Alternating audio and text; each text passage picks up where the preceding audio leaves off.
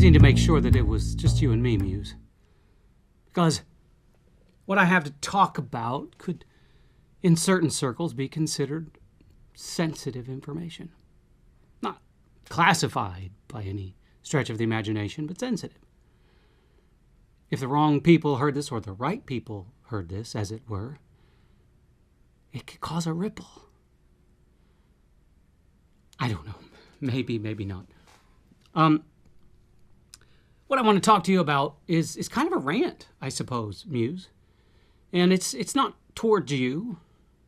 You are part of the issue. You'll find out in a moment why I'm saying that. But it has to do with the two forms of art that I am most passionate about. Recently, very recently, I met with an agent. Now, I'm not going to say whether that was a literary agent or a talent agent, but it was an agent. And that, coupled with something else that I will talk about, made me realize something. Actually, it didn't make me realize something. It reinforced something that I have known for a very, very long time. And that is certain industries, maybe, most industries,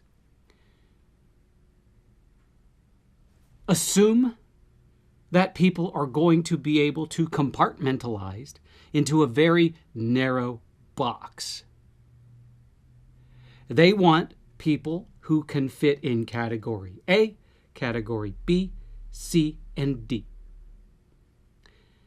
And if they run into someone who does not fit into one of their preconceived cookie-cutter categories, they don't know what to do with them.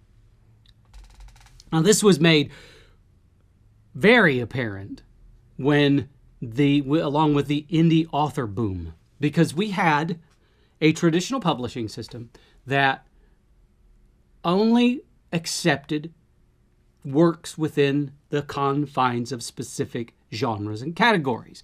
Anything outside of those wasn't accepted. Even though audiences, readers, were ready for those subgenres and those cross categories and those melding of genres.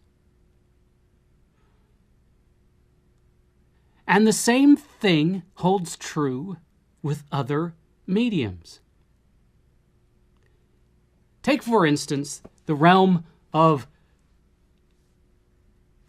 television and screen, television and film. Typically speaking, when they are casting something, they want very specific archetypes. And it gets even worse in those industries because what you have are casting directors that pretty much just scroll through a listing of photos. And they scroll and they scroll and they scroll, and if they see a picture of somebody that they like, they remember that picture. You could be the single most brilliant actor in the world, perfect for a role.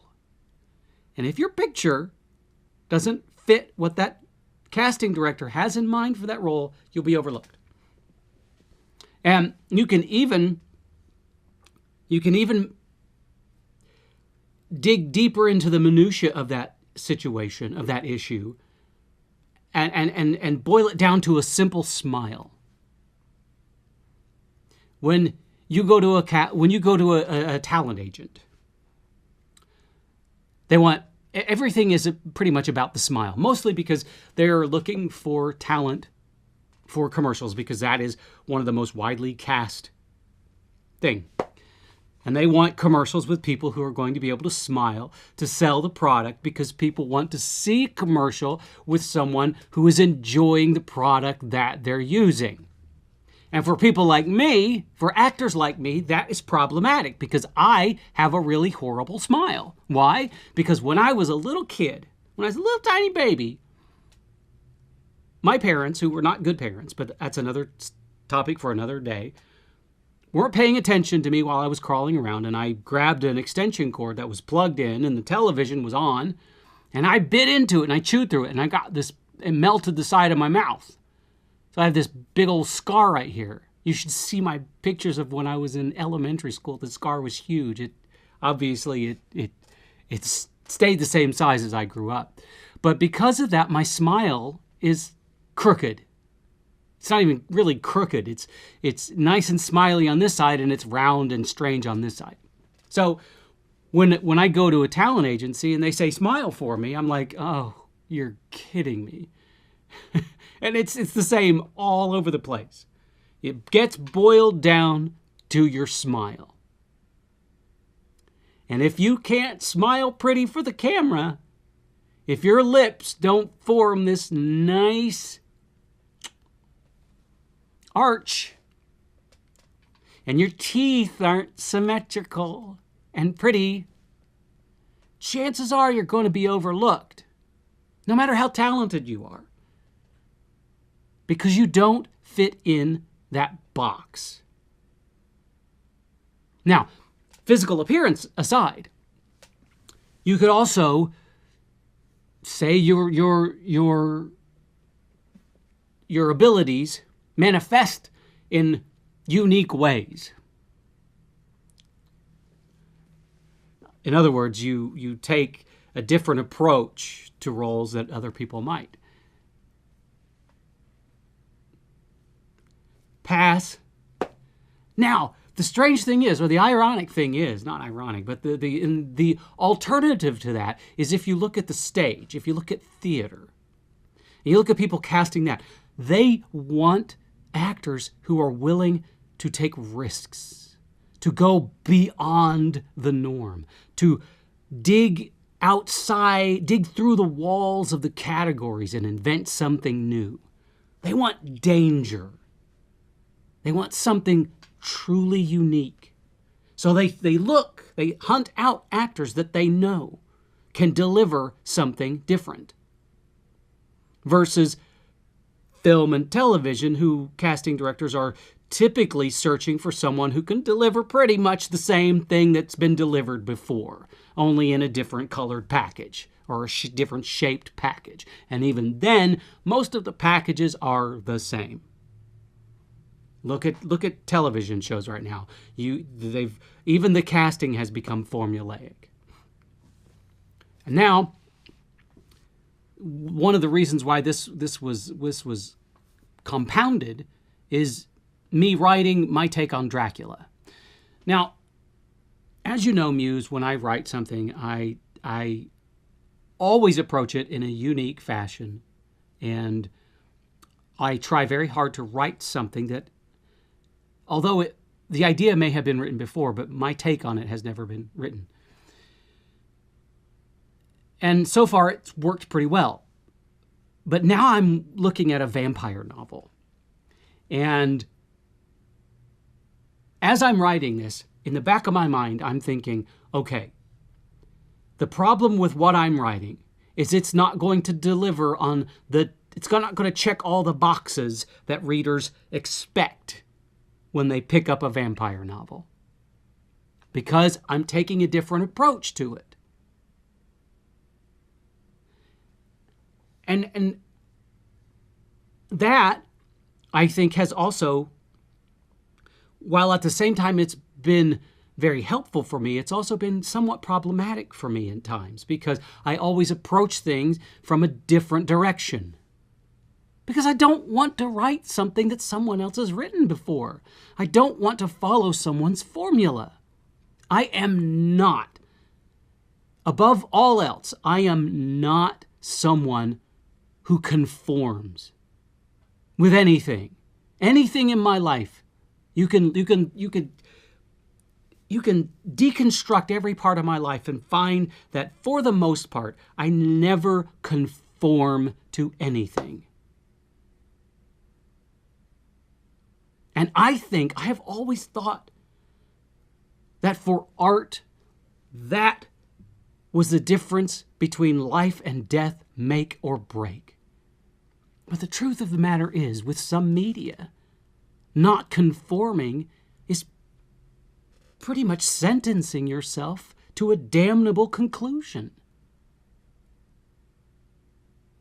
So When I go to a talent agency or I audition for a commercial, I walk in going, okay, well, they're looking for X and I'm going to bring Y.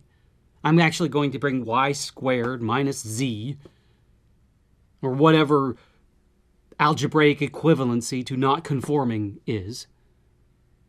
And they're either going to go, oh, what is this? Or there's the very, very minute possibility that they're going to say, Eureka, something different. But for the most part, they're going to go, what in the hell am I looking at? What kind of smile is that?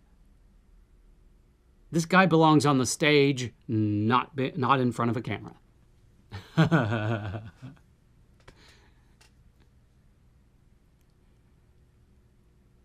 So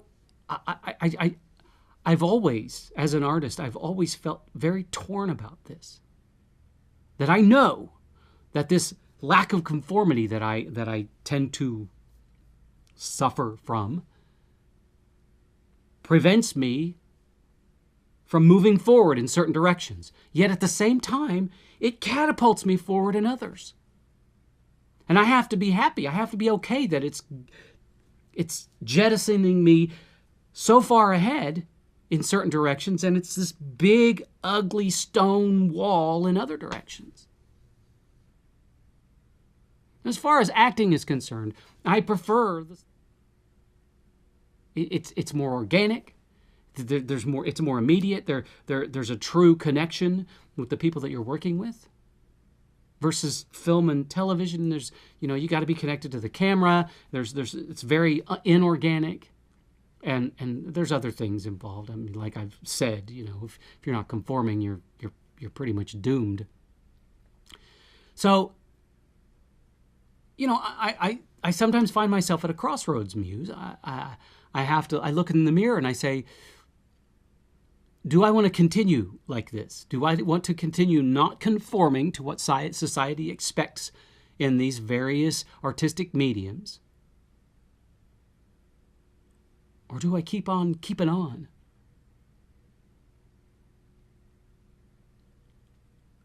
My art tends to be a little weird. And I don't mean weird in a bad way. It's mine. It's wholly and uniquely mine. I own that. I have always owned that. I have always accepted that my art is mine and mine alone. That I bring to my art something that I believe no one else brings. And that's not me patting myself on the back. That's just me accepting the fact that I prize uniqueness over most everything else in my art. And within the realm of that uniqueness, I push myself so hard and so far.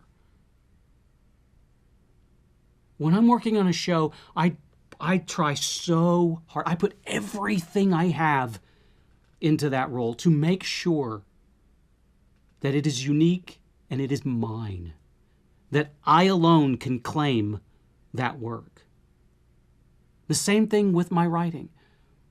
I can claim my books. I can proudly say that each one of my books has a value, a truth, and a uniqueness that no other author has put together in such a way. And I know that there are plenty of authors out there that are doing the same thing. I'm not the only one. I am not unique in my uniqueness. So I'm not saying I'm one of a kind or anything.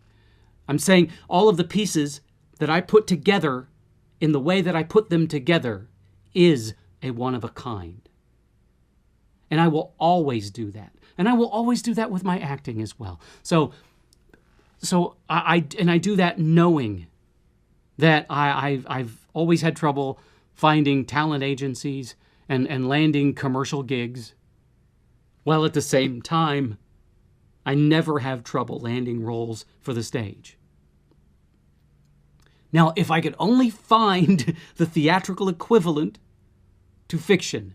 And I may know that. I may have that now in writing stage plays. Of course, there's no money in stage plays, but there is a fulfillment to the soul that you can't find in other mediums. So I have all of these ideas. I wanted to write a screenplays. I wanted to jump onto that field, but I know that Hollywood and television aren't looking for anything truly unique because they don't want to take that kind of chance. Hollywood wants the next NCIS. Actually, television wants the next NCIS. Hollywood wants the next big Tom Cruise blockbuster, which was just like the big Tom Cruise blockbuster before it. They don't take chances. Now, there's Netflix and there's Hulu and there's some other streaming services that are trying to take a little bit of a chance now, but they're still following a certain formula. And so until there comes a time when Hollywood decides that, yes, it is time for us to take a chance, for us to stop banking on the archetypes and the stereotypes and the cookie cutter plots and the cookie cutter actors, when that time happens, then maybe actors like me will finally get a chance. And when the New York Times bestseller list finally jettisons the idea that they need to stop placing the same damn books on the list over and over and over again, maybe writers like me will have a chance. But until then, we're going to be relegated into the shadows. But you know what, Muse? I would rather be relegated into the shadows knowing that I am creating organic and truthful and unique works than stand in the sunlight with a guilty conscience that all I did was recreate something that someone else created. Because that makes me ill. That idea, that thought, the idea of just regurgitating some idea that's already been regurgitated 1,000 times. I can't do that. I am me. I am what I am. I'm not Popeye. But I am what I am. And I have come to grips with that. I know who I am. I have known it for a very long time.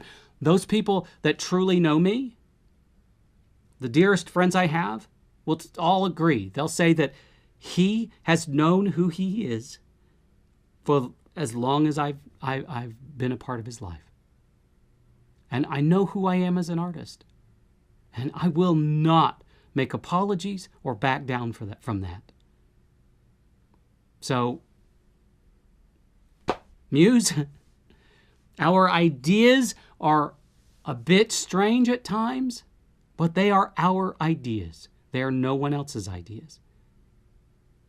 And when I take the idea you give me, and I put it on paper, or I put it on the stage, I can be comfortable and proud that I have put everything I am into those pieces of art, and they will be different than anything anyone has ever seen or read. Mainstream success be damned. Thank you, Muse, for being along this ride for me and helping me and inspiring me. Because I couldn't do this without you. Because you, Muse, that's right, you're awesome.